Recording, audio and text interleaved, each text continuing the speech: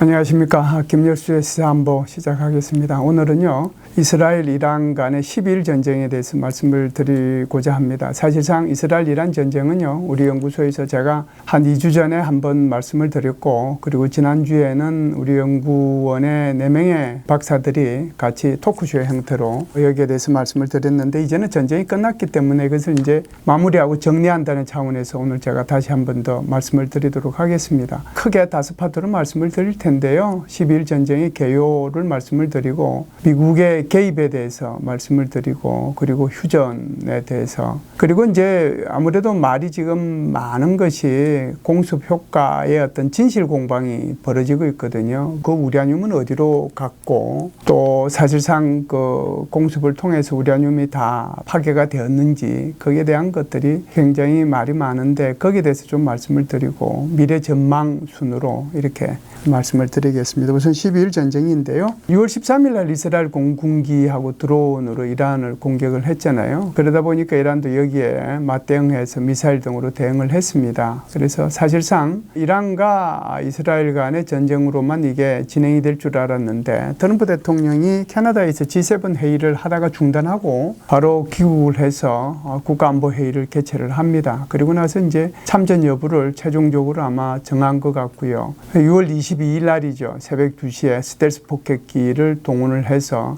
이란을 공습함으로써 미국이 본격적으로 개입을 하게 됩니다. 그래서 6월 22일 날 공격을 했을 때 GBU 14발하고 잠수함에서 발사하는 토마호크 순항미사일 총 합해서 거기 한 70발 정도 이렇게 발사를 했었습니다. 사실상 여기에 대해서 이제 이란은 대응을 이제 안 할 수가 없었는데요. 그런 벙커버스터 똑같은 숫자 14발을 미군 기지가 있는 카타르의 알리 우데우드 공군기지를 타격을 했죠. 사실상 사전에 카타르에다가 통보를 해줬고, 이것이 결국 미국한테도 통보가 되었기 때문에 미국은 알리 우데우드에 있는 미 공군기지의 공군기를 미리 다 대피시키고 난 뒤에 공격을 받았고, 그 중에 13발은 요격을 했습니다. 한 발이 떨어졌는데 아주 피해는 미미한 것으로 드러났습니다. 그리고 나서 이제 바로 이제 휴전에 동의를 6월 24일 날 했고요. 그러다 보니까 전쟁이 12일 만에 종료됐습니다.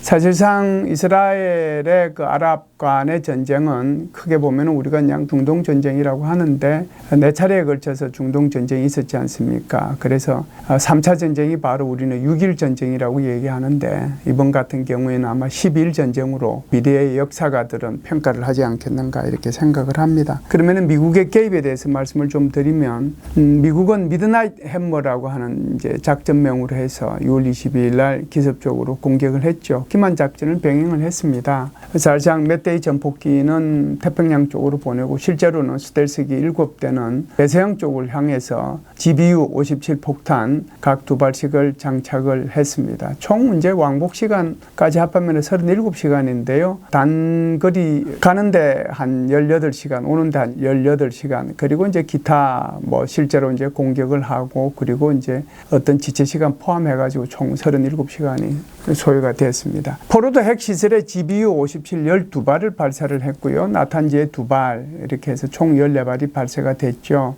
그래서 이스파한 같은 경우에는 토마호크 순항 미사일 한 70발을 발사했습니다. 이게 GBU 57은요, 13.6톤짜리입니다. 지하 60m를 파괴하는 벙커버스터라고 볼 수가 있는데, 저것이 이제 실제로 어느 정도 피해가 발생했는지를 배틀 데미지 어세스먼트라고 하는, 이것은 최초에는 인공위성을 통해 가지고 확인을 하고, 차후에는 이제 소위 말하는 인간 정보, 그리고 이제 신호 정보, 이런 것들을 통해서 구체적으로 얼마만큼 전투 피해가 났는지를 최종적으로 평가하는데, 현재까지 나온 것은 최초 평가만 나와 있는데, 거기에 보면은 포로드 시설의 6곳에 거대한 폭탄 투하 구멍이 발생한 것을 볼 수가 있습니다. 그래서 그 6곳의 구멍이 발생했다는 것은 구멍 한 개당 2발씩 정확하게 그곳을 폭격을 했다, 이렇게 볼 수가 있습니다. 24일부로 휴전이 동의를 했습니다. 그런데 이스라엘과 이란은 서로 이제 휴전에 대한 위반이라고 주장을 했는데요. 트럼프 대통령이 굉장히 화가 많이 났습니다. 그래서 세 가지 방법을 동원을 해서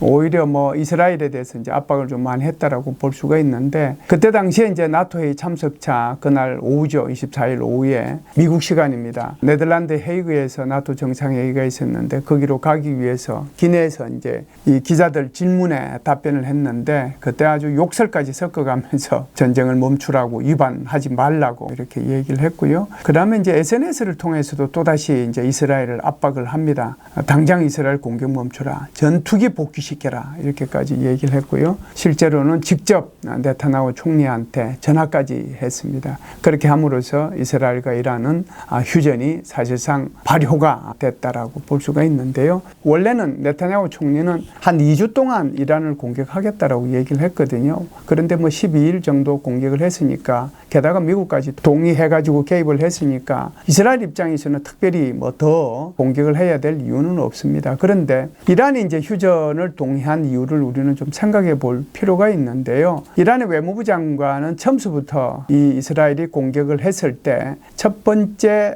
발언에서 우리는 비례적으로 공격을 하겠다라고 얘기를 했고요. 그 뒤에 두 번째 발언에서는 이스라엘이 공격하면 우리는 보복 공격을 하겠다라고 얘기를 했습니다. 그리고 이제 언제라도 휴전에 대해서 협상할 용의가 있다, 이렇게 얘기를 했기 때문에 이란은 어떻게 보면 수세적으로 계속해서 이 전쟁이 임했다라고 볼 수밖에 없거든요. 사실상 왜 그랬을까라고 하는 생각을 해볼 필요가 있는데요. 사실상 이스라엘은 1979년도에 이스라엘 혁명이 나고 난 뒤에부터 지속적으로 어떻게 보면은 서방 세계의 제재를 받아왔고, 특히 1990년대에 이란이 핵무기를 개발함으로써 계속해서 이제 여기에 대해서 제재는 더 강화되어 왔거든요. 그러다 보니까 군사력 건설에 한계가 있을 수밖에 없었고, 아시다시피 공군력은 거의 뭐 1970년대에 미국의 전투기, 그때 당시에는 뭐 미국하고 사이가 좋았으니까요. 그 정도 이제 가지고 있었던 공군력이니까 거의 쓸 데가 없는 공군력이죠. 방공력도 마찬가지입니다. 작년 4월달하고 10월달 두 번에 걸쳐서 이스라엘과 이란 사이에 주고받은 미사일전을 통해 가지고 사실상 방공망도 거의 다 붕괴가 된 상태였거든요.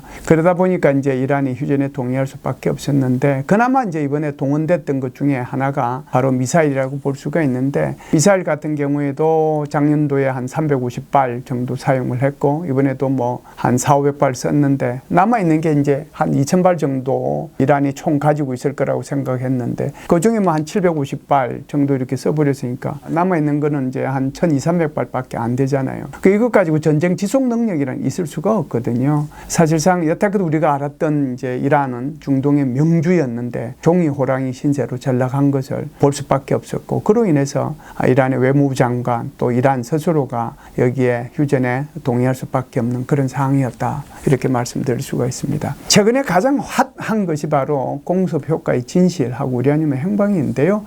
트럼프 대통령은 여기에 이제 미국의 이 스텔스 폭격기가 폭격하고 돌아가자마자 바로 그냥 대국민 연설을 통해 가지고, 그것도 이스트룸에서 얘기했잖아요. 완벽하게 파괴됐다라고 그렇게 얘기를 해요. 그런데 이제 그렇게 얘기하자마자 바로 미국의 국방정보국이죠, DIA에서 초기 전투 피해 평가한 것을 사실상 어떻게 보면 이게 이제 언론으로 리크가 된 거거든요. 그래서 CNN 같은 경우에서 바로 거기 DIA에 근무하는, 그러니까 비교적 그렇게 높은 직책이 있지 않은 사람들인데, 그런 사람들 한 30명을 통해 가지고 어떻게 첩보를 입수한 것을 갖다가 CNN에서 발표를 했어요. 그래서 그 발표한 내용이 이렇게 나옵니다. 핵개발 프로그램의 주요 요소를 파괴하지 못했다, 이렇게 됐거든요. 그러다 보니까 이제 트럼프 대통령 입장에서 굉장히 이제 화가 나서 DIA의 여기 관련자들 직접 이제 조사하겠다라고 얘기하고, CNN 등을 굉장히 이제 미국의 국가 이익을 방해하는, 위반하는 언론이라고 얘기하면서 이렇게 공격을 했었습니다. 그런데요, 19일 날 사실상 포르도 지역의 화물차 16 농축대가 포로도 핵시설의 출입구에 있는 영상이 공개된 것은 미국의 정찰 위성을 통해서도 이것을 알 수 있었거든요. 그래서 이것이 포로도 지역의 농축 우라늄이 다른 곳으로 이동한 게 아닌가, 이런 이제 의문들이 제기가 됐었죠. 사실상 포로도 지역하고 나탄제 지역은 근본적으로 차이가 있습니다. 왜 그러냐면은 나탄제 지역 같은 경우에는 저농축 우라늄을 생산하는 곳이고요. 그러니까 이것은 원자력 발전소에 사용되는 그런 우라늄을 생산하는 곳이기 위해서 특별히 문제될 건 없거든요. 중요한 것은 바로 그 포로도 지역인데, 저기는 이제 60%까지 이렇게 농축된 것이 400kg 이상이 있다, 이렇게 이제 알고 있는 첩보였단 말이죠. 그래서 이제 그쪽을 이제 집중적으로 공격한 이유도 이제 바로 거기에 있습니다. 그런데 제가 말씀드렸다시피 화물차 16대가 22일 이전이죠. 19일 날 바로 출입구에 있는 영상이 공개되면은 이게 이제 이동한 게 아니냐, 이런 이제 의문이 제기가 되기 시작을 해서, 이게 트럼프 대통령이 얘기한 거하고 미국 DIA에서 초기 BDA하고 좀 차이가 있지 않느냐. 게다가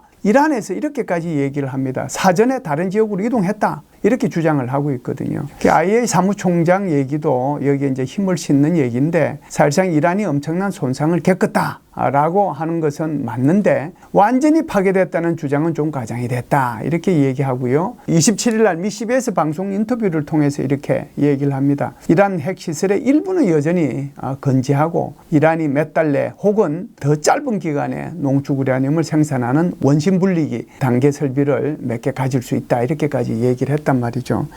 여기에 이제 다시 미국의 케인 합참의장이 본격적으로 이제 가세하게 되는데, 26일 날 미국 상원에서 정보 브리핑을 합니다. 그 핵심 내용이 이거예요. 이스파한 지역이 너무 깊어서 벙커버스터를 안 썼다. 그래서 이 이스파한 지역에는 토마호크라고 하는 SLBM이라고 하는 순항미사일만 몇십 발을 이제 이곳에 사용을 했다, 이렇게 얘기를 하거든요. 그러면 이스파한 지역은 뭐냐면 이란이 생산한 농축 우라늄의 약 60%가 저곳에 저장된 곳으로 추정하는 곳이 바로 이스파한 핵시설입니다. 그래서 이스파한은 어떻게 보면은 이란 핵 개발의 두뇌라고 볼 수가 있는데요. 여기에는 연구용 원자로가 3기가 있고요. 3,000명의 핵과학자가 연구소 동에서 근무할 뿐만 아니라 이것이 바로 핵연료의 생산 공장이자 배난시설이 있는 곳입니다. 그런데 케인 합참의장이 얘기할 정도로 이스파한 핵시설은 아주 지하 깊숙이 있어서 벙커버스터를 쓸 수가 없었다라고 얘기를 하거든요. 그렇다라고 하면은 트럼프 대통령과 헤그세스 국방부 장관이 주장함에도 불구하고 이란이 보유한 거의 준무기급에 해당되는 농축 우라늄 400kg이 조금 넘는 이 농축 우라늄은 포르도 핵시설에 집중돼 있지 않고 여러 지역에 분산돼 있었던 것이 아니냐, 이렇게 보입니다. 이제 이것을 조금 더 BDA가 이제 상세하게 앞으로 더 나오게 되겠지만, 제가 볼 때는 아직까지도 이란의 여러 핵시설에서 방사능이 누출됐다는 보고도 아직은 없거든요. 그래서 이런 것들을 비교해 보면 오히려 케인 합참의장의 말에, 그리고 지금 그로시 IAEA 사무총장의 말에, 미국의 국방정보국의 말에 훨씬 더 신뢰성이 있지 않는가. 그래서 오히려 트럼프 대통령의 얘기보다는 제가 앞서 말씀드린 이 세 파트에서 나온 발언에 우리는 유의할 필요가 있겠다라고 생각을 하고요. 그런 면에서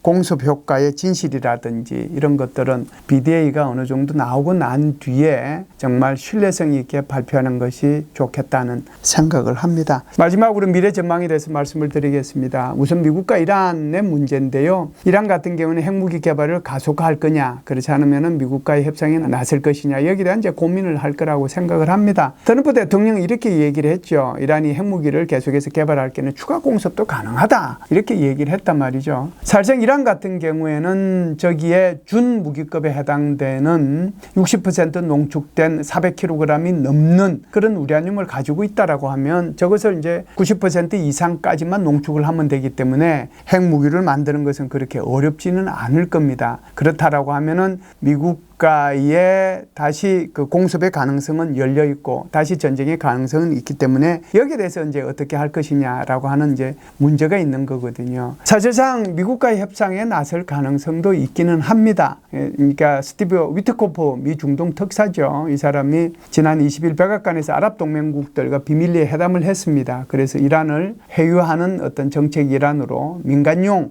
핵 프로그램 구축을 위해서 200~300억 달러 규모의 투자 방안을 논의를 했거든요. 물론 이제 미국도 이게 조금 돈을 내지만 아랍 국가들이 같이 이제 돈을 좀 내서 민간용 핵 프로그램, 그러니까 예를 들면은 이제 원자력 발전소 이런 거겠죠. 그러니까 이란 내에서 고농축 우라늄을 농축하는 것은 안 된다라고 하는 것이 미국의 근본적인 생각이고, 미국의 생각은 이란이 핵 개발을 용인을 못하겠다라고 하는 것이기 때문에 여기에 대한 이제 고민들이 있을 거라고 생각을 합니다. 사실은 이제 제일 중요한 것 중에 하나가 IAEA 사찰단이 지금 이란에서 활동을 하고 있거든요. 그런데 앞으로 이제 IAEA 사찰단이 이란의 핵무기 개발과 관련된 시설에 접근을 하지 못하도록 이란 의회에서 이것을 결정을 했단 말이죠. 그러면 이제 남아있는 것은 최고 지도자가 그 결정을 갖다가 추인할 것이냐, 그렇지 않으면은 미룰 것이냐, 안 할 것이냐, 이것이 남아있는데, 거기에 따라서 IAEA가 어떤 활동을 할 수 있느냐 없느냐에 따라서 이란이 미국과의 협상에 나설 가능성이 있는지 없는지도 결정될 수 있지 않겠는가라고 생각을 합니다. 북한에 대한 것을 좀 생각해 보면요, 북한은 아마 이번에 이란 이스라엘의 이런 12일 전쟁을 통해서 핵 프로그램 관련 시설을 아마 지하화하지 않겠는가. 그리고 이제 개발된 핵무기는 분산해서 저장할 것이고, 특히 이제 분산해서 저장하는 것은 오히려 이란보다 훨씬 더 깊은 그런 지하 동굴에다가 저장할 가능성도 있겠다, 이렇게 생각을 하고요. 미국과의 비핵화 협상은 오히려 응하지 않을 가능성이 있기 때문에 미국과 한국을 포함한 국제사회의 노력은 훨씬 더 많이 들지 않겠는가, 이런 생각을 합니다. 이상으로 김열수의 시사안보 마치도록 하겠습니다. 감사합니다.